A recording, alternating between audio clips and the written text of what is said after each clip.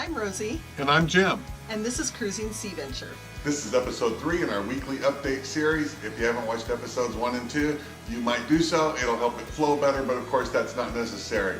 Here's the numbers on the screen where we left off last week. In this week's episode, we're going to move ahead at a breakneck speed while making, of course, more changes to the estimate and a change to the scheduled completion date. So let's go to it. Right now that we have the opportunity, we're going to refinish the back railings. You can see there's the two very long railings from the side and the curved railing from the upper deck. This one I've already sanded and gotten ready for new varnish.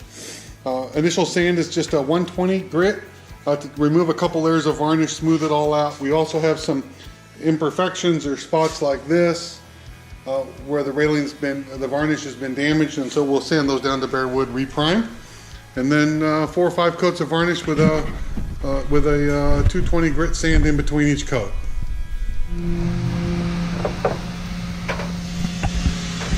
All right, the work is continuing. Rosy's standing on the rub rail. Say hi, Rosy.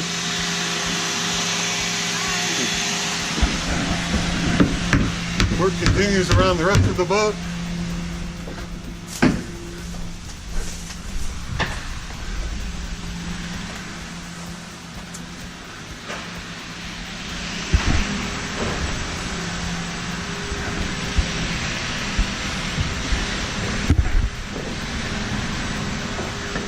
Work continues on the upper deck, which is almost ready to re-fiberglass. Here's our camber board. This is the new shape of the upper deck we're targeting.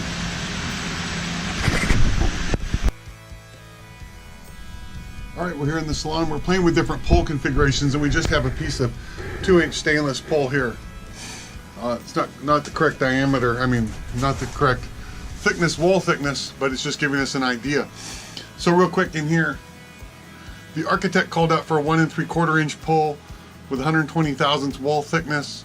That is only available in a mill finish, which is real rough. So working back and forth, we come up with the plan to increase the pole size to 2 inch, still have our 120 thousandths wall thickness. It adds even a lot more strength than the 1 3/4.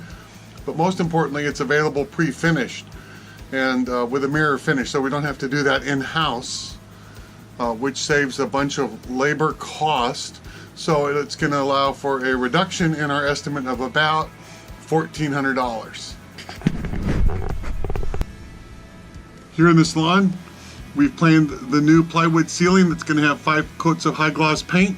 Rosie and I have worked with the yard and decided that we're going to do the painting work using their paint, their materials, their supplies, and their paint room, and they're fine with that. So rather than them do the painting, Rosie and I are going to do the painting after the panels are made, saving us about $1,200 off of our estimate. All right, here at the Port Townsend Shipwrights Co-op, not only do they allow owners to be engaged or involved in the process of working on boats, they actually encourage it. And part of that is they have a ship store, and so I wanted to show you the ship store and how it works. So here is basically, they call it their ship's store, but it's all little miscellaneous small boat parts. Electrical, plumbing, wiring, on and on it goes. Sanding equipment, everything you might need. And so as a boat owner or employee here, both works the same. I can come in here and just take anything I need and want. And then over here we've got a clipboard system, one for each boat being worked on inside. And we can find Sea Venture on a clipboard, and this just started yesterday. So then we just add to the clipboard what we took, and those things then appear on our invoice. Here we're on the upper deck stern of Sea Venture. This is the old downspout hole. This will be the new downspout. Fits in like about here. This is just a cardboard mock-up of one that will drain the water off. It'll all be fiberglassed in and integral. This is the rough fiberglass one. And will allow for a hose to be clamped on here if we choose when we're at a marina for an extended time, or winter time maybe, to run the hose all the way down so the water doesn't go down at all the side of the boat. We're also adding one up to the front, so there will now be 4 of them, which is what we've needed. All right, the downspout jig. All right, we're at Railmakers Northwest picking up our rub rail and stanchions. It took him only a week to do it, which was faster than he said, which is great. Here's the new rub rail. It's not the new rub rail. It's the old 40-year-old rub rail, but all polished and made to look like new.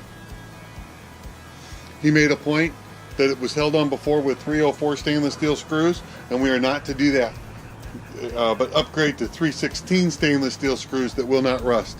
They look absolutely beautiful. All right, here's the refurbished stanchions. Absolutely beautiful. Yep. And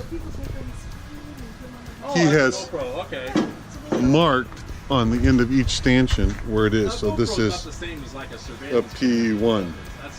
This is videotape. This is, well, not video, but it's... So there's the stanchions. Beautiful. All right, a little update on the bottom paint portion of our project that we added in last week. So it looks like the sanding is going to go faster than originally anticipated, and the prep time is going to be lower. As a result, that estimate portion is going to go down by about $1,400. So we can take that amount off of our budget. Right, preparation to fiberglass the upper deck continues.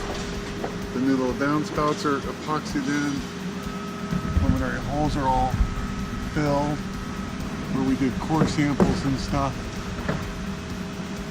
And now they're getting ready to add screws 8 inches on center from the top going down all the way into the deck beams to take the 2 layers of fiberglass and core and make them one unit again. Here is one of the rough laminated beams that will become one of the beams that ultimately ends up in the ceiling underneath the cockpit roof. So the first beam is laminated up and ready for place with the camber built in. Here's the marine plywood that will become the new Salon ceiling. We're in the engine room with the new fiberglass bulkhead in the bottom and the new stainless steel post that will carry the load from all the way from the upper roof down into the hall. Now we just need to recut the floor panels so they fit around the new stainless steel floor plate. Moving forward on our rub rail project, it's all mask off. Here's Rosy painting the first coat of primer. Gnarly stuff. Yep, it is. Let's see if we can get Rosy to hold up the can for us. Rust Lock by Pettit, 6980. It's what the painting experts here told us we should use. It gets 2 coats of the primer and the top coat today. The trick with the primer is that it has to be recoated in about 2 hours. If you don't recoat it in about 2 hours while it's still a little bit tacky, you have to sand it down with 80 grit. So it's 2 coats of primer and 1 coat of top coat today. Okay, we have our primer on our rub rail, and now Jim is putting on the first coat of paint. So keep working through this process. Yep. All right, real quick, let's just make sure we got all the steps covered here for you. We did a 120 grit, 2 coats of Rust Lock primer, 1 coat of top paint. Then we're going to fill the gaps, and then another coat of top paint. They said they like the filler between 2 finish coats. I thought that was interesting. It's not the way I would have done it, but that's what they all said to do. So that's how we're doing it.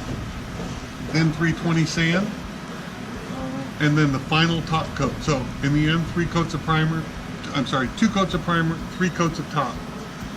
Sanded before the final top coat. As I said at the beginning, there's a change in the schedule.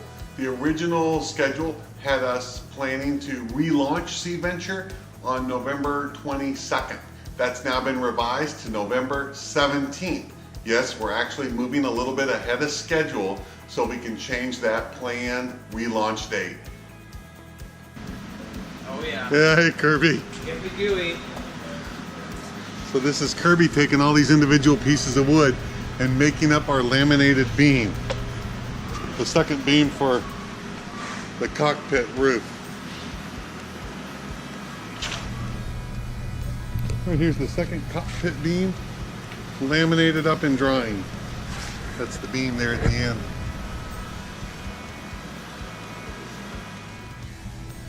Here's the first laminated beam in place.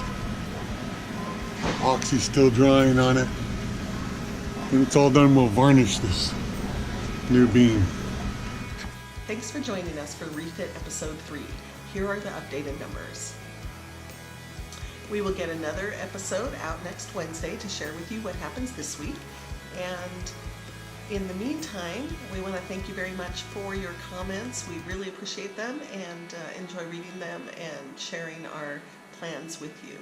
So for now, wishing you fair winds and flat seas until next time.